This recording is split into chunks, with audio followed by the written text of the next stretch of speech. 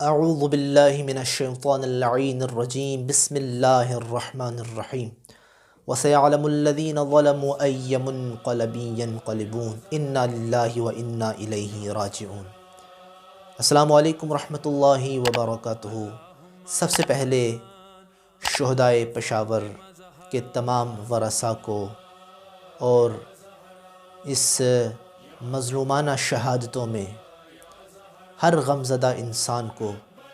تعزیت پیش کرتا ہوں، اور ہر اس شخص پر کہ جو اس سازش میں ملوث تھا کسی بھی حوالے سے، اس پر اللہ اور اس کے رسول کی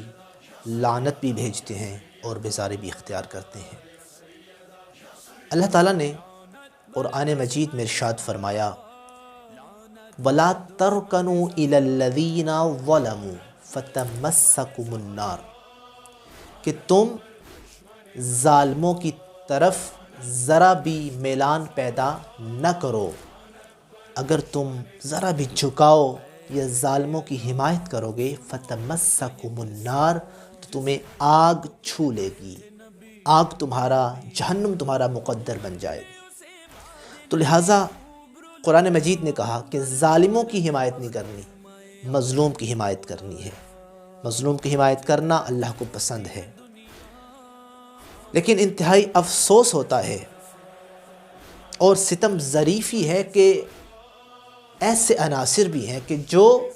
نہ صرف یہ کہ مظلوم کی حمایت نہیں کرتے بلکہ ظالموں کی حمایت کرتے ہیں، اور مظلوموں کو ایسے جملے کہ جو نازیبہ کلمات ہیں وہ کہہ کر ان کے غم میں اور اضافہ کرتے ہیں۔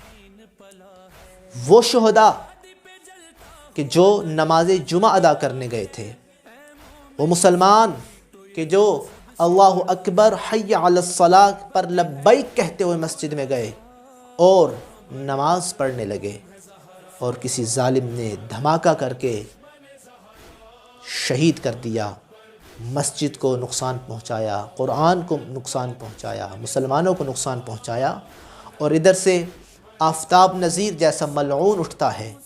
اور وہ یہ کہتا ہے کہ ٹھیک ہے تم مظلوم ہو لیکن تمہیں میں مسلمان نہیں کہتا۔ میں کہتا ہوں ایسے بندوں پر خدا بھی لعنت بھیجتا ہے۔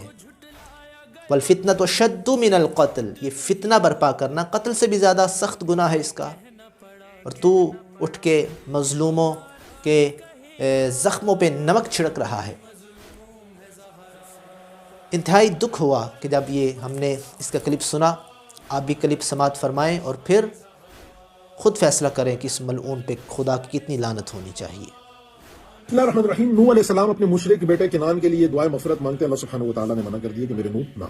مشرک بیٹے کے لیے دعا نہیں، دعائے مغفرت مشرک بیٹے کے لیے نہیں مانگنی، سگی اولاد کے لیے نبی نہیں مانگ سکتا۔ پشاور بلاسٹ کے بعد بہت زیادہ یہ سوال پوچھا جا رہا ہے کہ کیا اس دھماکے میں مرنے والوں کو، لقمہ اجل بننے والوں کو شہید کہا جائے، ان کے لیے دعائے مغفرت کی جائے؟ شیعہ مرا ہے، ظلمن مرا ہے، زیادتی ہوئی ہے، نہیں ہونی چاہیے تھی، قاتلوں کو پکڑیں، کیفر کردار تک پہنچائیں، اور ان کے ساتھ ہی ہمارے ملک میں ذمہ بن کے رہتے ہیں، ٹیکس دے کے رہتے ہیں، ان کی حفاظت ہم پہ فرض ہے، خواہ وہ یہودی ہے، عیسائی ہے، ہندو ہے، شیعہ ہے، قادیانی ہے، کوئی بھی کافر ہے، اس کی حفاظت ہم پہ فرض ہے، لیکن اس کو اس آڑ میں مسلمان قرار دینا، اس کے لیے دعائیں مغفرت کرنا، یاد رکھیے بدعمالی کی معافی مل سکتی ہے، اللہ تعالیٰ معاف کر دیں گے، یا اس کی سزا بھگت کر آپ جنت میں جا سکتے ہیں، لیکن بدعقیدگی کی کوئی معافی نہیں۔ ان الشرک لظلم عظیم، شرک پہ اللہ سبحانہ و تعالیٰ پکڑتے ہیں۔ بدعقیدہ شخص کبھی فلاح نہیں پا سکتا، کبھی جنت کی خوشبو تک نہیں سونگھ سکتا، ہمیشہ ہمیشہ ہمیشہ جہنم میں رہے گا۔ مجھے کسی نے ویڈیو کلپ بھیجی کہ احمد لدھیانوی صاحب سربراہ اہل سنت والجماعت یہ ووٹ مانگ رہے ہیں شیعوں سے، اور شیعہ جو ہے فقہ جعفریہ کا جاوید نام کا کوئی ہے ان کے ساتھ کھڑے ہو کہتے ہیں انہوں نے بھی میری حمایت کی، تو میں نے جواب یہ دیا کہ وہ ووٹ مانگ سکتے ہیں، علاقائی مناسبت ہے، وہ اب ویسے بھی سیاسی گروہ بن گیا ہے وہ جماعت، وہ سے ووٹ لے سکتے ہیں، وہ ایک انسان ہے، وہاں عیسائی بھی رہتے ہیں، چوہے بھی رہتے ہیں، شیعہ بھی رہتے ہیں، ووٹ لے لیا مسئلہ نہیں، لیکن کسی شیعہ کو مسلمان نہیں قرار دے سکتے۔ ناظرین، آپ نے کلپ ملاحظہ فرمایا کہ دیکھیں کہ ظالموں کی حمایت کر رہا ہے، مظلوموں کو اور غم زدہ کر رہا ہے۔ جس کا بھائی مارا گیا، کسی کا بیٹا مارا گیا، کسی کا والد گھر سے گیا اور وہ لوٹ کے نہ آیا، اور تم ان کے زخموں کو اور تازہ کر رہے ہو۔ آفتاب نذیر، تم شیطان کے چیلے ہو۔ وہ جو قرآن نے کہا ہے کہ ذریتہ، کہ تم شیطان کی ذریت ہو، تو وہ ظالم ہو کہ جس کو آگ جہنم کی جلا کے راکھ کر دے گی، اور تم وہ ظالم ہو کہ جس پر اللہ تعالیٰ نے قرآن مجید نے ارشاد فرمایا ان الذین کفروا وماتوا وهم کفار اولئک علیہم لعنت اللہ والملائکۃ والناس اجمعین، کہ جو لوگ کافر ہیں اور کفر کی حالت میں مر گئے پھر خدا کی بھی ان پہ لعنت ہے، فرشتوں کی بھی لعنت ہے، اور تمام انسانوں کی اس پہ لعنت ہے۔ لہٰذا اگر کوئی انسان حمایت نہیں کر سکتا تو کم از کم ان کے زخموں پہ نمک تو نہ چھڑکو، ان کے زخموں کو تازہ تو نہ کرو۔ ابھی تو شہداء کے لاشیں پڑے ہوئے تھے، لیکن تو نے ایسا شیطانی بیان دے کر اپنے اس خباثت کا اظہار کیا کہ جو تیرے دل میں تھی۔ اور یاد رکھو کہ جو بھی